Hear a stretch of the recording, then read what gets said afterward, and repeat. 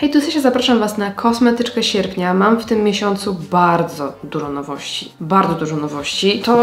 To jest całe wypełnione nowościami, także będę chciała na pewno w tym miesiącu sobie te nowości potestować, ale na początek podsumujmy sobie moje poprzednie miesięczne testowanie, czyli kosmetyczkę sierpnia. Zobaczmy, co tutaj się fajnego sprawdziło, a co nie. Zapraszam do oglądania. W lipcu też było troszeczkę nowości, więc zaczynamy sobie szybkie recenzje od tego podkładu. Jest to Maybelline Superstay 24 godziny Skin Tint. Podkład sprawdził mi się bardzo dobrze. Jest to podkład o raczej rozświetlającym wykończeniu, ale takim średnim kryciu, więc buzia wyglądała po nim naprawdę bardzo ładnie i bardzo ładnie się utrzymuje mimo mojej tłustej cery. Nic mi się nie ważyło, nie spływało, więc bardzo lubiłam po niego sięgać. Użyłam go kilkanaście razy i byłam naprawdę zadowolona. Hitem w tym miesiącu okazały się te stiki i sztywty do konturowania z Glam Shopu, czyli konturownik i opalenizna. Bardzo przyjemne sztywty. Uważam, że są godne Waszej uwagi, jeżeli szukacie czegoś do konturowania. I jest to bardzo wygodna forma, bo oczywiście w słoiczku też jest spoko, ale trzeba to zawsze gdzieś tam wyjąć jednym pędzelkiem, drugim rozetrzeć i tak dalej. A tu możemy bezpośrednio na twarz sobie nałożyć te sztywty. Pięknie się rozcierają, pięknie się wblendowują, nie robią żadnych plam, ładnie się utrzymują. Są naprawdę bardzo fajne i to jest moim zdaniem hit lipca. Paletka do twarzy Glam Resort. Tutaj to nie jest paletka dla mnie. Jest to paleta dobrej jakości, tak jak większość kosmetyków z Glam Shopu, więc tutaj nie miałam zarzutów, jeżeli chodzi o trwałość, sposób rozcierania i tak dalej, ale to nie są kompletnie moje odcienie, moje formuły. Ten mocno rozświetlający bronzer u mnie błyszczy się za mocno podkreśla teksturę i wygląda na mojej buzi sino. Myślę, że nie zostawię jej u siebie, tej paletki, bo raczej nie będę po nią sięgała, a zostawić ją dla ładnego rozświetlacza i bardzo jasnego różu uważam, że trochę bez sensu, więc tutaj dla mnie, no nie mogę nazwać tego bublem, ponieważ jest to dobrej jakości kosmetyk, ale nie jest on po prostu pode mnie, nie jest on dla mnie dopasowany. Jeżeli lubicie mocne rozświetlenie, to jest wart uwagi, ale jeżeli wolicie matowe czy satynowe bronzery, to ten jest zdecydowanie zbyt mocno błyszczący, więc u mnie raczej ten produkt nie zostanie. Następnie testowałam puder od Dr. Ireny Eris, to jest Smooth and Blur i jest to faktycznie bardzo ładnie wygładzający teksturę skóry puder. Ma on raczej satynowe wykończenie, więc raczej sprawdzi się dla osób, które preferują takie wykończenia, czyli skóry suche, dojrzałe, może normalne, mieszane. Wygląda na cerze bardzo ładnie, nie jest widoczny, ale jednak to satynowe wykończenie raczej sprawdzi się u osób, które nie mają problemu z przetłuszczaniem się cery. Baza podcienie Smart Eyeshadow Base z Han ma z jednej strony korygować koloryt powiek, z drugiej strony utrwalać nasz makijaż i ma się też sprawdzić u osób z tłustymi powiekami. Niestety u mnie się nie sprawdziła. Jeżeli miałabym ją nakładać tylko do jakichś makijaży, nie wiem, tutaj do nagrywania i potem zmywać, to spoko, ale nie jest to baza, która u mnie utrzymywała makijaż w taki niezastąpiony sposób. Nawet jak pudrowałam powiekę wcześniej, gdzieś tam cały czas się te cienie zbierały, więc na moich tłustych i opadających powiekach ta baza się nie sprawdziła. Testowałam również primer pod błyski z Han i ten już sprawdził mi się lepiej, bo naprawdę bardzo ładnie podbija intensywność tego blasku, fajnie się te wszystkie błyski, jakieś brokaciki przyklejają do tej bazy. Nie miałam niestety okazji sprawdzić jej pod kątem trwałości tego, czy utrwala również makijaż, bo testowałam tą bazę i ciężko jest mi ocenić, jak sama ona, ale to, co zauważyłam, to, że na pewno nie rozpuszcza makijażu pod spodem jakoś mocno, w sensie, no wiadomo, że trzeba z tym zawsze delikatnie gdzieś tam uważać, a nie pocierać po całej powiece, jeżeli mamy na przykład jakieś maty pod spodem, ale jakby pod tym kątem aplikacji, pod kątem aplikacji na to jakichś błysków, tutaj sprawdzała się bardzo spoko. Miałam również całkiem sporo słoiczków z Glam Shopu, czyli eyelinerów w różnych odcieniach i ja zauważyłam, że znacznie częściej sięgam po matowe, bo matowym mogę sobie zrobić matową bazę, mogę zrobić sobie kreskę, mogę zrobić sobie jakieś graficzne cuda, widzi mi się. Natomiast te błyszczące, one są na tyle perłowe, na tyle błyszczące, że kreska nie do końca mi się podoba, bo nie jest taka sprecyzowana, tylko trochę ją widać, trochę ją nie widać. Nie przepadam też za aplikacją na całą powiekę, ponieważ jest to taka, wiecie, bardzo trwała formuła, taka gęsta i niestety ja nie przepadam za taką ciężkością, jaką dają te produkty jako baza. Jeżeli chcemy, żeby ten blask był naprawdę intensywny, no to warto go nałożyć trochę więcej, a to robi nam skorupkę, więc ja po te błyszczące sięgam rzadko i nawet po te moje, które mam jakby wcześniejsze, że raczej z tych Glam Shopowych sięgam po matowe, więc te błyszczące chyba nie użyłam, może użyłam raz, ale to jest już taka moja osobista po prostu preferencja. Zobacz, koleżanek przyszedł. O matko! Ciota piesio. Mam tutaj też taki pigment sypki All Inclusive i uważam, że jest przepiękny i również wart waszej uwagi. Ja nie sięgam zbyt często po pojedyncze cienie i takie sypkie, ale jak już sięgnę, to się cieszę, że sięgnę, bo wygląda przepięknie. Taki sypki pigment, on ma inną formułę niż te wszystkie prasowane. On jest taki lżejszy, taki bardziej cieniutki, taki... No, jest wart uwagi. Jeżeli potrzebujecie czegoś takiego, to uważam, że jest wart uwagi, bo wygląda przepięknie. Miałam w tym miesiącu dwie paletki. Pierwszą z nich jest Hean Rose Touch. Jest to bardzo przyjemna paletka jakości takiej drogeryjnej, ale jak na drogeryjny produkt jest on naprawdę fajny, dobrej jakości. Dobrze można sobie dobudować ten pigment. To nie jest taki super intensywny. To nie są, wiecie, sypkie pigmenty. To są po prostu cienie do powiek, ale naprawdę dobrej jakości. Mnie jakoś nie bardzo porywa ta kompozycja kolorystyczna, ale kilka razy sięgnęłam po tą paletę, więc jeżeli jest to wasza kolorystyka, potrzebujecie takiej zrównoważonej pigmentacji, to uważam, że paletka jest spoko. No i używałam również Glam Resort i bardzo mi się ta paletka spodobała, używałam jej też kilka razy i myślę, że ze mną zostanie. Te kolory są naprawdę bardzo ładne, ciekawe, niby neutralne, ale troszeczkę przełamane, więc będę ich używać na pewno w dalszym moim życiu. Bardzo ładna paletka. Mam jeszcze maskarę Maybelline Falsies Surreal i to jest maskara, która ma dawać nam efekt sztucznych rzęs i naprawdę jak się wytuszuje porządnie rzęsy tą maskarą, to te rzęsy są porządnie widoczne i prezentują się naprawdę spoko. Natomiast mi się zdarzało, że troszeczkę gdzieś tam się odbijała, troszeczkę kruszyła, więc musiałabym dłużej się w nią jeszcze zanurzyć, a nie używałam jej aż tak często, nie używałam jej do każdego makijażu, bo mam otwartą jeszcze tą maskarę. Akurat maskar nie lubię mieć zbyt dużo otwartych, dlatego tak wiecie, jak mam jakąś otwartą, to wolę zużywać starą, więc tej użyłam kilka razy i ładnie prezentuje się na rzęsach, jest to taki efekt, jaki lubię. Ale trwałość też muszę jeszcze sprawdzić, bo czasami zdarzało mi się, że właśnie się odbijała, bądź delikatnie kruszyła. No i zostało mi kilka produktów do ust. Pierwszym z nich jest olejek do ust z Glam Shopu, z tej kolekcji Resort.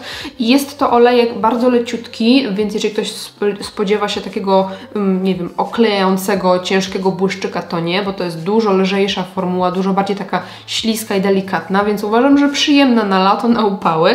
Natomiast to, co może warto powiedzieć, to, że ten aplikator jest bardzo szorstki. Bardzo twardy i bardzo szorstki. Mi to jakoś tam specjalnie mocno nie przeszkadza, ale za każdym razem jak aplikuję, to jest takie oj, że jest naprawdę szorstki, więc jak ktoś ma może pod tym kątem, jest wrażliwy pod tym kątem, albo ma bardzo wrażliwe usta, to może ten aplikator być wręcz za mocny, za szorstki dla Was. Natomiast jeżeli chodzi o formułę, to jak wygląda na ustach, jest bardzo przyjemny. I ostatnią rzeczą, którą chciałabym zrecenzować, to są te szminki. Widziałam raz komentarz pod moim filmem, że ponoć są zamiennikami winylków. Ja nie wiem, co tutaj jest podobnego do winylków, bo winylki są błyszczące, te są matowe, winylki są płynne, te są kremowe, winylki są long lasting. To jest klasyczna formuła, więc nie widzę żadnego porównania do winylków, absolutnie. Są to klasyczne kremowe szminki o przepięknym opakowaniu, bardzo przyjemnej formule, takiej właśnie kremowej, matowym wykończeniu, ale są to szminki normalne, czyli takie, które normalnie się zjadają, nie ma tu jakiejś formuły, nie wiadomo jak trwałej i tak dalej. I tym oto sposobem skończyliśmy podsumowanie lipca, przechodzimy do malowania się i do kosmetyczki sierpnia. Nie mam żadnych nowości w kwestii korektorów, podkładów i tak dalej, więc zacznę sobie od po prostu czegoś randomowego. Najpierw zaczynam od bazy rozświetlającej z Glam Shopu, z mojego Project Pan i będę używała dzisiaj podkładu Claresa Doll Up i korektora z Glam Shopu w numerze 2. To są dwa produkty, które mi się kończą, więc liczę, że może uda mi się je zdękować. I podkład Claresa ja mam w odcieniu 03 Light Medium. Bardzo, już mi niedużo zostało, gdzieś tyle tego podkładu. Korektor numer 2 z Glam Shopu, już naprawdę mi Niedużo go zostało, zresztą tutaj widać takie prześwity. I używałam ten sam korektor również w lipcu, ale w numerze 3, a mi się przypomniało, że właśnie kiedyś 2 bardzo dużo używałam i jak spojrzałam, to faktycznie mam go już naprawdę nieduży, nie wiem, z tyle. A jak są takie ciepłe, upalne dni, to często rezygnuję z podkładu i nakładam tylko korektor, więc może uda się go nawet zużyć. Z nowości, które wlatują do kosmetyczki miesiąca, jest Blotting Powder od LH Cosmetics. Puszek mi wyleciał. Już parę razy użyłam i bardzo fajnie mi się sprawdził. Przepięknie bluruje i w sumie fajnie, że jest prasowany, to będzie dobry na jakieś wyjazdy. Zanim przypudruję policzki, chciałabym użyć kremowego różu i mam w tym miesiącu Red Lipstick Monster i Belle. I jeszcze nie aplikowałam go w ten sposób, tak jak Ewa pokazywała. No dobra, próbuję tak bezpośrednio na policzek. Nie no, on się tak, wiecie co, fajnie rozciera, że naprawdę nie ma stresu, nawet jak się tak nałoży bezpośrednio. Jest prześliczny ten róż. Naprawdę. Bardzo się ekscytuję na używanie go w tym miesiącu. Przypudruję sobie troszeczkę mój policzek, delikatnie. No i mam tutaj jeszcze róż suchy z LH Cosmetics w odcieniu Element. Jest cudowny. Kilka razy go używałam i po prostu jestem w nim zakochana. Użyję sobie może tego jaśniejszego odcienia, żeby troszkę jeszcze zagruntować sobie ten mój kremowy róż, ale dobuduję go tylko tutaj, żeby właśnie zrobić sobie taki efekt ombre delikatnego. Mega przyjemne są te róże. I za bronzer posłuży mi dzisiaj też LH Cosmetics Infinity Bronzer w odcieniu Beyond. Też bardzo, bardzo się z nim polubiłam. Taki bronzer o satynowym wykończeniu. Wszystkie kosmetyki z LH Cosmetics znajdziecie w moim odcinku z ich testem, także odsyłam Was. Ale to jest znowuż bronzer, który sam się rozciera, więc mega, mega przyjemny do używania. Troszkę może na policzek. I mam w tym miesiącu 2 rozświetlacze. Mam świetlówkę mini z Glam Shopu, no i ten rozświetlacz z Red Lipstick Monster. I myślę, że dzisiaj użyjemy sobie świetlówki, bo ten rozświetlacz mogliście już widzieć na moim kanale w teście z produktami Red Lipstick Monster, więc też Was odsyłam do tego odcinka, jeżeli nie widzieliście, a my używamy sobie dzisiaj świetlówki. Może dzisiaj pójdziemy sobie z tym różowym. Aplikujemy, o, będzie mi tutaj pasował do mojego różu, który zaaplikowałam dosyć wysoko, ale widzimy, że blask jest naprawdę intensywny, ale wiecie co, to może zróbmy sobie porównanie. Ten, który nałożę też tutaj, ta świetlóweczka, a z drugiej strony użyjemy sobie Red Lipstick Monster, ale pomieszam sobie te kolory, bo wiem, że ten jest taki brzoskwiniowo-różowy, a ten jest taki lekko fioletowy, a jak je pomieszamy, to może wyjdzie nam podobny odcień i będziemy w stanie je jakoś porównać. No ten też jest petarda. Dawno mnie żaden rozświetlacz tak nie ekscytował jak ten. I jeśli miałabym je porównać, to świetlówka jest bardziej perłowa, Red Lipstick Monster jest bardziej drobinkowa, przez co ten ewowy jest taki bardzo cieniutko leżący na skórze i mi się bardziej podoba ten efekt, taki właśnie bardzo, bardzo cieniutko leżący, nie widać takiej właśnie perły.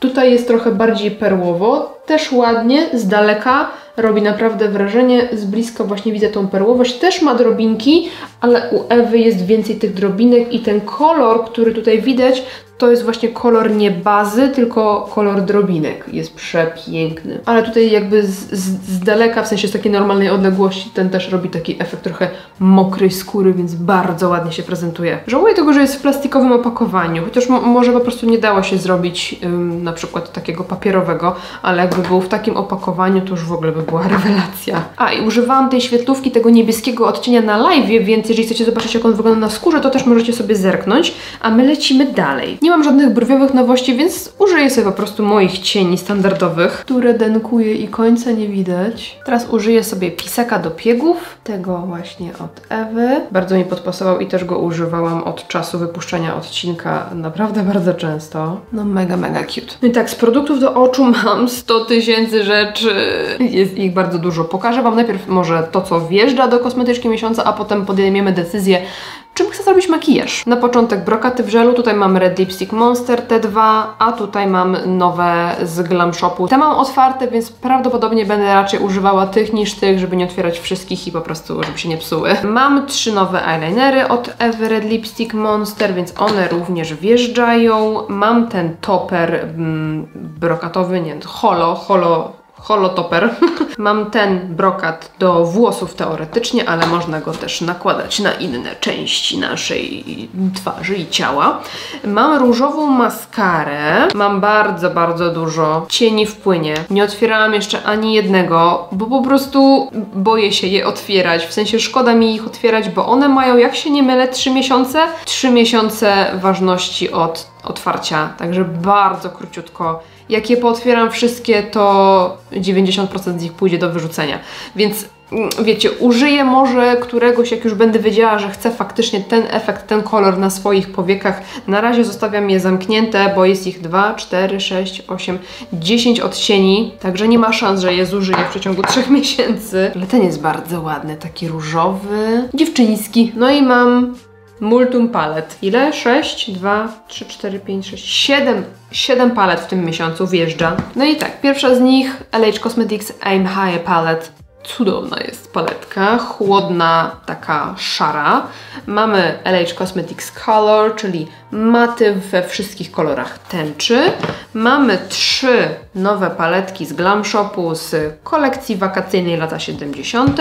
No i pierwsza z nich to jest nugatowa, neutralna, muślinową, taką pastelową, 4 błyski i 8, odwrotnie, 4 maty i 8 błysków. Taka pastelowa raczej paletka. Mamy sorbety, takim nieco intensywniejszym kolorem. Tutaj mamy takie 2 nieco żywsze maty. Te mi się bardzo podobają, to takie moje klimaty. Ale mamy też niebieski, fioletowy, różowy, jakieś takie, wiecie, żółte błyski i tak dalej, więc taka. No i mamy te moje nowe dzieciusie, kochane, wspaniałe, najcudowniejsze na świecie, czyli Cosmic Brushes, paletka Muse, którą zaczęłam już nagrywać odcinek, już jeden makijaż został nagrany, więc będzie na pewno w tym miesiącu odcinek z tą paletą i do tej się na pewno przyssam dosyć intensywnie, do Muse. Jest taka piękna, ona jest taka piękna, jest tak mądrze skomponowana. To jest niesamowite. No i taka wakacyjna, typowo Delicious Delights z pastelami, z intensywnymi kolorami, cudownymi błyskami, więc również ta paletka wlatuje.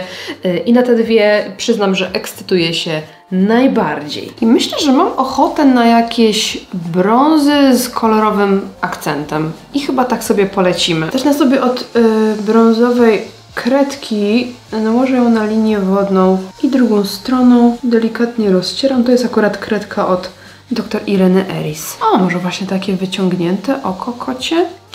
I biorę sobie tą nugatową, zacznę od tego odcienia skarmelizowany. Na powiekach mam już bazę i teraz najciemniejszym, czyli kawą czekoladową, tworzę sobie taką kreskę w zewnętrznym kąciku i schodzę do dołu. Gruntuję teraz tą kredkę, którą nakładałam wcześniej i delikatnie rozcieram od dołu, też tym żółtawym odcieniem. Mi się zrobił taki lekki uskok, muszę go wyeliminować.